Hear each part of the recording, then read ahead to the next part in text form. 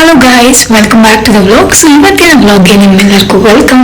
ಇವತ್ತು ನಾವು ಹೊಸ ವರ್ಷಕ್ಕೆ ಕಾಲಿಡ್ತಾ ಇದ್ವಿ. ನಮಗೆ ಗೊತ್ತಿರೋ ಥರ 2024ನ ಕಂಪ್ಲೀಟ್ ಮಾಡಿಬಿಟ್ಟು 2025ಗೆ ಎಲ್ಲರೂ ಕಾಲಿಡ್ತಾ ಇದ್ವಿ. ಆ್ಯಂಡ್ ಇವತ್ತಿನ ನಮ್ಮ ದಿನ ಹೆಂಗಿರುತ್ತೆ, ಯಾವ ಥರ ಸ್ಪೆಂಡ್ ಮಾಡ್ತೀವಿ, ಎಲ್ಲರಿಗೆ ಹೋಗ್ತೀವಿ ಅಂತ ಹೇಳಿ ಈ ವಿಡಿಯೋದಲ್ಲಿ ಆದಷ್ಟು ಕವರ್ ಮಾಡೋದಕ್ಕೆ ಟ್ರೈ ಮಾಡ್ತೀನಿ.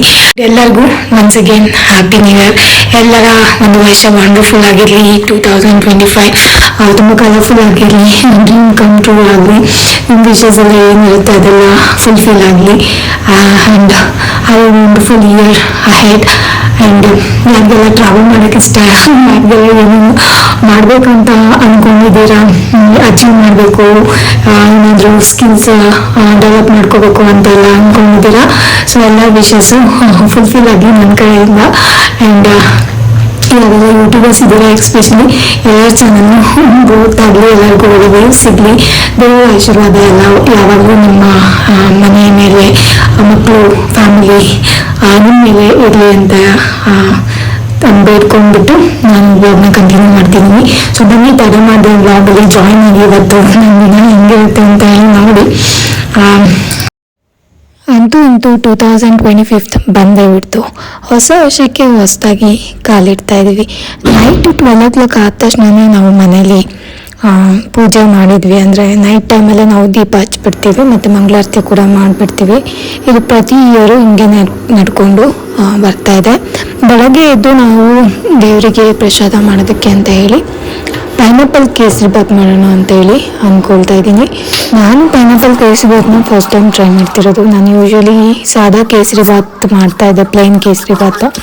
ಬಟ್ ಈ ಸರಿ ಹಣ್ಣು ಕೂಡ ಇತ್ತಲ್ಲ, ಯಾಕೆ ಟ್ರೈ ಮಾಡಬಾರ್ದು ಅಂತೇಳಿ ಜಸ್ಟ್ 5 minutes ಬಿಫೋರ್ ಒಂದು ವ್ಲಾಗ್ ನೋಡಿಬಿಟ್ಟು, ಅಂದರೆ ಶಾರ್ಟ್ಸ್ ನೋಡಿ ಯಾವ ಥರ ಮಾಡೋದಂತ ಹೇಳಿ, ಸೊ ಅದನ್ನೇ ಕಾಪಿ ಮಾಡ್ತಾ ಇದ್ದೀನಿ. ನಾನು ಹಿಂಗೆ ಟ್ರೈ ಮಾಡೋಣ ಅಂತೇಳಿ ಏನೂ ಇಲ್ಲ, ಫಸ್ಟ್ ಪೈನಾಪಲ್ನ ಚಿಕ್ಕ ಚಿಕ್ಕದಾಗಿ ಈ ಥರ ರೌಂಡ್ ಶೇಪ್ ಕಟ್ ಮಾಡಿಕೊಂಡು ಸಿಪ್ಪೆನೆಲ್ಲ ನೀಟಾಗಿ ತಕ್ಕೊಂಡ್ಬಿಟ್ಟು ಅದಾದಮೇಲೆ ಚಿಕ್ಕ ಚಿಕ್ಕ ಪೀಸ್ಗಳಾಗಿ ಮಾಡ್ಕೋಬೇಕು. ಕ್ಯೂಬ್ ಥರ ಬರುತ್ತಲ್ಲ, ಆ ಥರ ಚಿಕ್ಕ ಚಿಕ್ಕ ಪೀಸ್ಗಳನ್ನಾಗಿ ಮಾಡ್ಕೊಳ್ಬೇಕು. ಮೇಕ್ ಶೂರ್ ಆ ಸಿಪ್ಪೆ ಮೇಲಿರುತ್ತಲ್ಲ ಚುಚ್ಚು ಅಂತ ಏನು ಇದಿರಬಾರ್ದು, ಅಂದರೆ ಸ್ವಲ್ಪ ತಿಂದಾಗ ಬಾಯಿಗೆ ಸಿಗೋಂಗೆ ಯಾವುದು ಸಿಪ್ಪೆ ಏನು ಇರಬಾರ್ದು. ಅದನ್ನು ನೀಟಾಗಿ ನಾವು ಪೀಲ್ ಮಾಡಿಕೊಂಡು ಕಟ್ ಮಾಡಿಕೊಂಡು ಒಂದು ಬೌಲ್ಗೆ ಹಾಕಿಟ್ಕೊಳ್ಬೇಕು. ಸೊ ಅದೇ ಥರ ನಾನು ಮಾಡ್ಕೊಂಡಿದ್ದೀನಿ. ನೆಕ್ಸ್ಟು ಬಾಣಲಿನ ಬಿಸಿ ಮಾಡಿಕೊಂಡು ಅದಕ್ಕೆ ಒಂದು 2 ಟೇಬಲ್ ಸ್ಪೂನಷ್ಟು ತುಪ್ಪನ ಹಾಕ್ಕೊಂಡಿದ್ದೀನಿ. ಅದಾದಮೇಲೆ ಸೂಜಿ ರವೆನ ತೊಗೊಂಡಿದ್ದೀನಿ. ನೀವು ಬೇಕಂದರೆ ದಪ್ಪ ರವೆ ಕೂಡ ತೊಗೊಳ್ಬೋದು. ದಪ್ಪ ರವೆಲಿ ಕೂಡ ತುಂಬ ಚೆನ್ನಾಗಿ ಬರುತ್ತೆ ಕೇಸರಿ ಬಾತು. ನಂತರ ದಪ್ಪ ರವೆ ಇರಲಿಲ್ಲ, ಅದಕ್ಕೆ ಸೂಜಿ ರವೆನೇ ಹಾಕ್ಕೊಂಡ್ಬಿಟ್ಟು ಮಾಡ್ತಾಯಿದ್ದೀನಿ. ಸೊ ಇದನ್ನು ಲೈಟಾಗಿ ಒಂದು ಸ್ವಲ್ಪ ಬೆಚ್ಚಗಾಗೋವರೆಗೂ ಹುರ್ಕೊಳ್ಳೋಣ. ತುಪ್ಪದಲ್ಲೇ ಹುರ್ಕೊಳ್ಬೇಕು, ಚೆನ್ನಾಗಿ ಬರುತ್ತೆ ಸ್ಮೆಲ್ಲೆಲ್ಲ. ಆ ಟೈಮಲ್ಲಿ ಮೇಕ್ ಶೂರ್ ಜಾಸ್ತಿ ಫ್ಲೇಮ್ ಇಟ್ಕೋಬೇಡಿ. ರವೆ ಒಂದ್ಸಲ ಹುರ್ಕೊಂಡಿದ್ದಾದಮೇಲೆ ಇದಕ್ಕೆ ನಾನು ತುಪ್ಪನ ಹಾಕ್ಕೊಂಡ್ಬಿಟ್ಟು, ತುಪ್ಪ ಸ್ವಲ್ಪ ಕಗ್ಗಿ ಆದಮೇಲೆ, ಸ್ವಲ್ಪ ಮೆಲ್ಟ್ ಆದಮೇಲೆ ಅದಕ್ಕೆ ನಾನು ಪೈನಾಪಲ್ ಪೀಸ್ಗಳನ್ನ ಹಾಕ್ಕೊಳ್ತಾ ಇದ್ದೀನಿ. ಪೈನಾಪಲ್ ಪೀಸು ಜಾಸ್ತಿ ಇರಲ್ಲ, ಉದ್ದಕ್ಕೂ ಸ್ವಲ್ಪ ಒಂಥರ ಕ್ರಿಸ್ಪಿ ಕನ್ಸಿಸ್ಟೆನ್ಸಿ, ಅಂದರೆ ತಿಂದಾಗ ಸ್ವಲ್ಪ ಜ್ಯೂಸಿ ಕನ್ಸಿಸ್ಟೆನ್ಸಿಗೆ ಬರಬೇಕು. ಅಲ್ಲಿವರೆಗೂ ನಾವು ತುಪ್ಪದಲ್ಲಿ ಇದನ್ನು ಫ್ರೈ ಮಾಡ್ಕೊಳ್ಳೋಣ. ಈ ಥರ ಪೈನಾಪಲ್ ತುಪ್ಪದಲ್ಲಿ ಹಾಕಿ ಫ್ರೈ ಮಾಡುವಾಗಲೇ ತುಂಬ ಚೆನ್ನಾಗಿ ಅರೋಮಾ ಬರ್ತಾಯಿತ್ತು. ಇದಕ್ಕೆ ನಾನು 4-5 ಟೇಬಲ್ ಸ್ಪೂನಷ್ಟು ದೊಡ್ಡ ಟೇಬಲಲ್ಲಿ ಇದು ಹಾಕ್ಕೊಳ್ತಾ ಇದ್ದೀನಿ ತುಪ್ಪನ, ಅಂದರೆ ಸಕ್ಕರೆನ ಸೇರಿಸ್ಕೊಳ್ತಾ ಇದ್ದೀನಿ. ವೈಟ್ ಶುಗರ್ ಆ್ಯಡ್ ಮಾಡ್ಕೊಂಡಿದ್ದೀನಿ. ಒಂದು 4-5 ನಿಮಿಷದವರೆಗೂ ಚೆನ್ನಾಗಿ ಈ ಥರ ಫ್ರೈ ಮಾಡ್ಕೊಂಡಾದ್ಮೇಲೆ ಸಕ್ಕರೆ ಮತ್ತು ಪೈನಾಪಲ್ ಎರಡೂ ಕೂಡ ಮೆಲ್ಟ್ ಆಗಿಬಿಡುತ್ತೆ. ಅಂದರೆ ಸಕ್ಕರೆ ಜೊತೆ ಪೈನಾಪಲ್ ಕರಗಿಬಿಡುತ್ತೆ. ಆ ಟೈಮಲ್ಲಿ ಸ್ವಲ್ಪ ನೀರು ಹಾಕ್ಕೊಬಿಟ್ಟು ನೀಟಾಗಿ ನಾವು ಒಂದು ಸ್ವಲ್ಪ ಕುದಿ ಬರೋವರೆಗೂ ಕುದಿಸ್ಕೊಳ್ಳೋಣ. ನಾನಿಲ್ಲಿ ಡ್ರೈ ಫ್ರೂಟ್ಸ್ನ ಯಾವುದೂ ಸೇರಿಸ್ಕೊಳ್ತಾ ಇಲ್ಲ, ಜಸ್ಟ್ ಹುರಿದಿಟ್ಕೊಂಡಿರುವಂಥ ರವೆನ ಇದಕ್ಕೆ ಆ್ಯಡ್ ಮಾಡ್ಕೊಳ್ತಾ ಇದ್ದೀನಿ. ರವೆ ಹಾಕ್ಕೊಳ್ಳುವಾಗ ಮೀಡಿಯಮ್ ಫ್ಲೇಮಲ್ಲಿ ಇಟ್ಕೊಳ್ಳಿ, ಇಲ್ಲಾಂದರೆ ಗ್ಯಾಸ್ ಆಫ್ ಮಾಡ್ಕೊಂಡು ರವೆ ಹಾಕ್ಕೊಳ್ಳಿ. ಯಾಕೆಂದರೆ ರವೆ ಹಾಕಿದ ತಕ್ಷಣವೇ ಅದು ಸಿಡಿಯೋದಕ್ಕೆ ಶುರುವಾಗಿಬಿಡುತ್ತೆ. ಸೊ ಇಲ್ಲಿ ಪೈನಾಪಲ್ ಸ್ವಲ್ಪ ಜ್ಯೂಸಿ ಕನ್ಸಿಸ್ಟೆನ್ಸಿಗೆ ಬೆಂದಾದಮೇಲೆ ನಾನು ಇದಕ್ಕೆ ರವೆನ ಆ್ಯಡ್ ಮಾಡ್ಕೊಳ್ತಾ ಇದ್ದೀನಿ.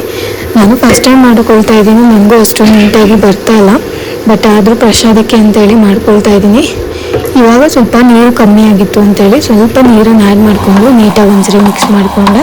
ಆಮೇಲೆ ನೀಟಾಗಿ ಕೇಸರಿ ಬಾತ್ ಕನ್ಸಿಸ್ಟೆನ್ಸಿಗೆ ಬಂತು ಅದು.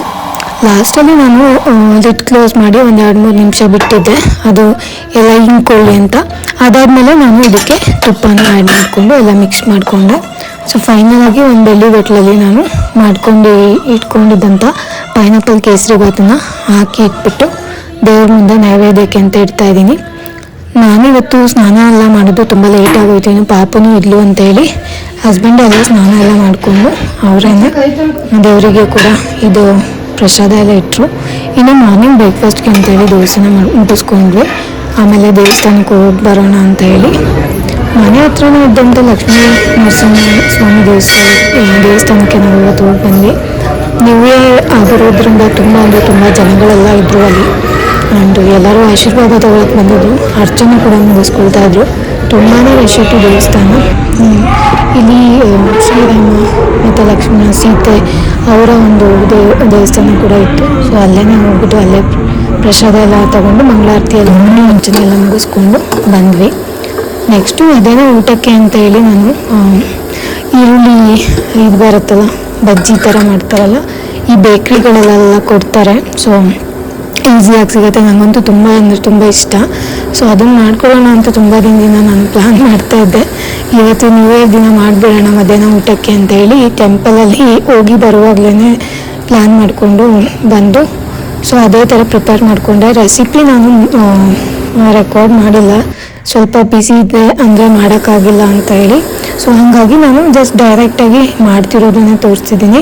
ಇನ್ ಕೇಸ್ ನಿಮಗೆ ಈ ಪಕೋಡ ರೆಸಿಪಿ ಯಾರಿಗಾದರೂ ಬೇಕು ಅಂದರೆ ಈರುಳ್ಳಿ ಪಕೋಡ ಹೇಳಿ, ನಾನು ಮಾಡಿ ತೋರಿಸ್ತೀನಿ. ಇನ್ನೊಂದು ರೆಸಿಪಿಯಲ್ಲಿ ತುಂಬ ಚೆನ್ನಾಗಿ ಬಂದಿತ್ತು, ಡೀಟೇಲಾಗಿ ತೋರಿಸ್ತೀನಿ. ಮಧ್ಯಾಹ್ನ ಊಟಕ್ಕೆ ರಸಮ್ಮು ಮತ್ತು ಈರುಳ್ಳಿ ಪಕೋಡ, ಸ್ವಲ್ಪ ಸಂಡಿಗೆ ಮತ್ತು ರೈಸು ಇದಿಷ್ಟನ್ನು ಮಾಡ್ಕೊಂಡಿದ್ದೆ. ತುಂಬ ಚೆನ್ನಾಗಿತ್ತು. ಡೈಜೆಷನ್ ಚೆನ್ನಾಗಾಯಿತು ಅವತ್ತು. ನಾನು ಆ್ಯಕ್ಚುಲಿ ಏನಾದರೂ ತರಕಾರಿ ಹಾಕ್ಬಿಟ್ಟು ಸ್ಪೆಷಲಾಗಿ ಏನಾದರೂ ಊಟ ಮಾಡೋಣ ಅಂದ್ಕೊಂಡಿದ್ದೆ.